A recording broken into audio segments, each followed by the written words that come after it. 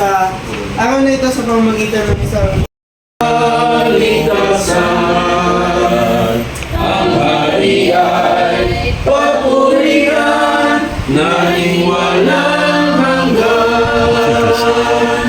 Sa tuwing ay iyong maririnig, awit ng kanyang pag-ibig, ang kalangit ay nakikinig ng katubusan.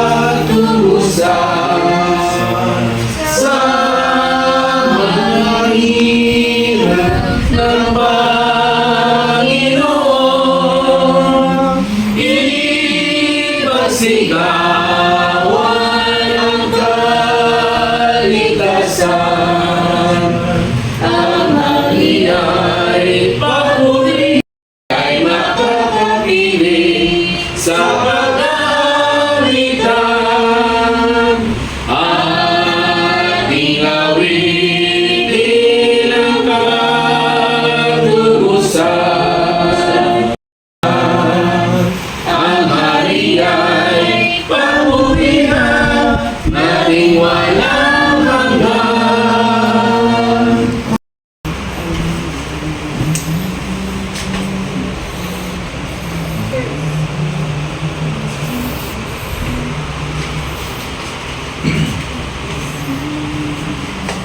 Kasi sa Kalaan ang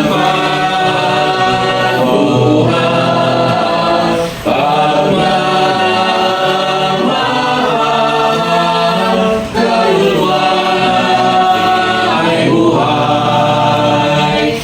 Rosas ay namumutagkat, kaluluwa ay buhay. Sa buhay na walang hanggan, kaluluwa ay buhay. Looy bayad ng pagbuhat,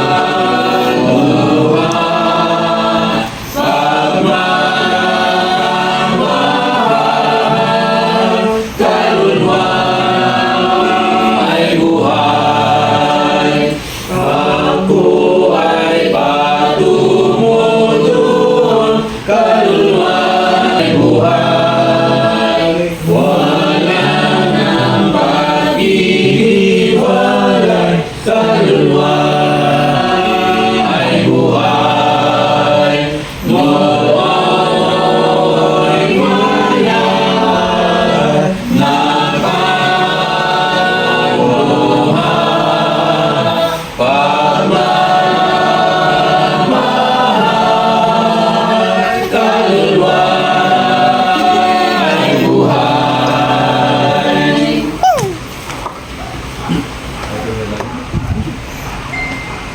O Diyos sumanga na sa langit, natingin sa lahat, mayari ng luwet at kasalanan. Kumalat ng bagay na sa inyo. Ang bakit po ay una po ang lubos na nagpapasalamat sa patuloy na pagbabayat at ingat sa mag-isang na kami po ay marito po ng tipon-tipon upang magbigay ng lahat ng pangalaman sa inyo mga sa bayan na aming kapatid. Kawasan mo kasi ito ay patuloy na kami nilayo sa aming mga distraction naman upang aming mga isip at puso ay patuloy na nakapokus sa pangalaman. Ama, kami po ay nagpapasalamat din po sa patuloy ng pagpaperan at pagbigay na aming mga buhay at kalakasan. Nawa ang mga kalakasan ito, biyaya ng Pama ay aming magamit sa aming gaganapin na pananampanan sa inyo sa Diyos. Sa mga kapatid po na manguna, nandun po sa aming pag-aaral.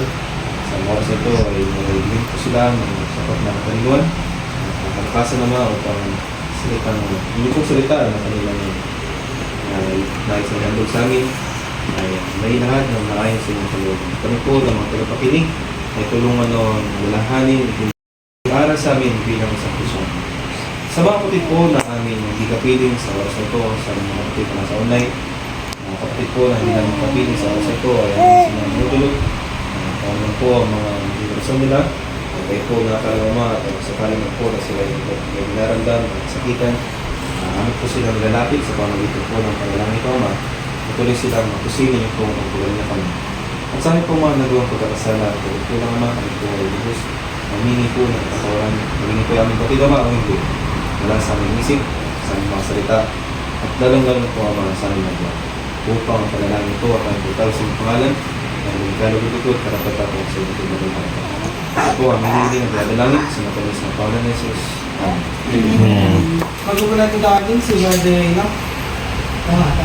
Brother Enoch, kaya sa ating Bible message, ating pong nantayin ng hymn number 7. Lahat ay handa. All things are ready. Hymn number 7.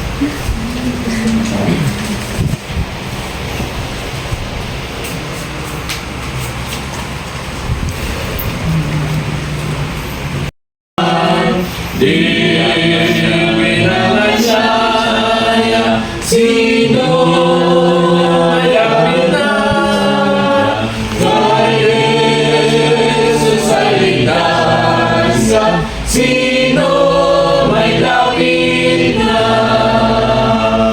tinatawag ka, iyong bingging handang ika'y salubungin. Ngayon ay samantalang baka bukas di darating.